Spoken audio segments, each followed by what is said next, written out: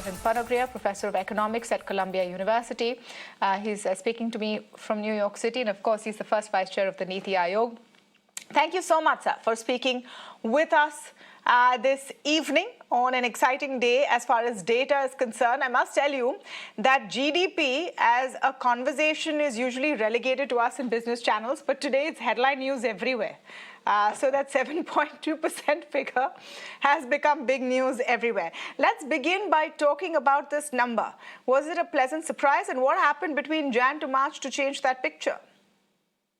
Well, it is and it is not to me, Tamanna. Back in November, I was saying that we'll easily cross 8%. We didn't cross 8% principally because the older numbers, the numbers for 21-22 got revised upward. So the base went up. But if I were to actually calculate the growth rate now on the old base as it stood in November of last year, then we have actually crossed 8%. So I'm sort of pleasantly surprised, or I shouldn't say not so much surprised, but it's a very pleasant thing that has happened for me, that the numbers look as good as they do. So that is kind of my overall reaction to the numbers. They are, as I was hoping them they would be back in November 2022, and I'm really glad that that's where we have ended up landing. We can talk about the details. There are some areas of concern, but we can talk about that as we go. In terms of how we're looking at this number, 7.2 is definitely better than what was expected. But if you look at it versus FY22, that was 9.1%. We've come to 7.2%. Now explain that to us, because is the 9.1% actually 9.1%? Or is something that we love to call base effect at play here? So put that into context for us.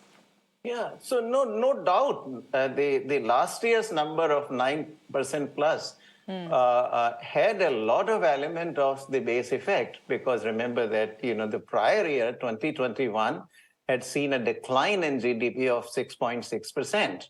That was the major COVID year, particularly the quarter of April, May, June, when we had seen a very, very sharp decline in the GDP. And that had resulted in overall, for the year 2021, a decline of 6.6%. So evidently, the base was lower. And so when we came back to 21-22, when, except for the Delta wave, pretty much the economic activity was happening on a more kind of normal basis, not completely normal, but certainly much more normal than was the case in 2021. So that naturally gave a boost to 9.1%. So we were basically, pushing ourselves back to the trend where we would have been had there been no COVID shock. But now, that happened 9.1%. And so base effect had been used up more or less in 21-22. So 22-23 is a very good news, because we are back to 7% plus growth rate, which is what I think our potential, minimally, I think, our potential is a bit more if we do a few more things. But certainly, we are back to our potential. And back to, the first 5 years of Modi government, if you look at first 5 years, growth rate was actually 7% plus. That is what we did. The whole picture gets a bit roughed up by 1 year, 1920, when the growth rate had fallen to something like, a little below 4%, 3.7, I think. But otherwise, if you take out that 6th year, which is 1920, the growth rate was 7% plus, I think 7.4%, if I remember correctly, during the first 5 years. And that is our true potential. And then, of course, COVID happened and all, but we are now returning to where we were in the first 5 years of the Modi government. And we ought to sustain that in the next decade or two. Minimally, we should perhaps be able to accelerate it with a few more reforms, which may happen, in the second term, probably won't happen in the first one, in the current one. So glass is half full with 7.2%, even if you compare it with 9.1% the year before. Let's go into the details, because the devil is in the details. And I like your view on this, because what struck me is agriculture has continued to shine. I'm talking about Q4 as well as full year. But manufacturing is a bit shaky. We need to work on that.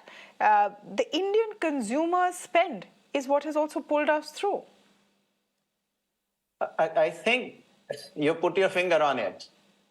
Manufacturing is what worries me. On agriculture, just a quick comment that that has been actually an absolute pleasure, to see, because so many of such a large proportion of Indian population depends on agriculture.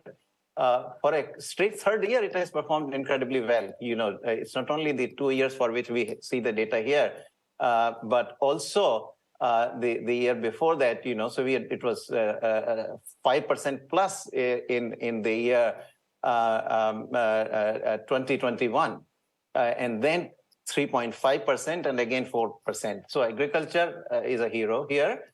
Only that the share of agriculture in the GDP is small, and therefore it doesn't have a huge impact on the overall growth rate, only on the margins.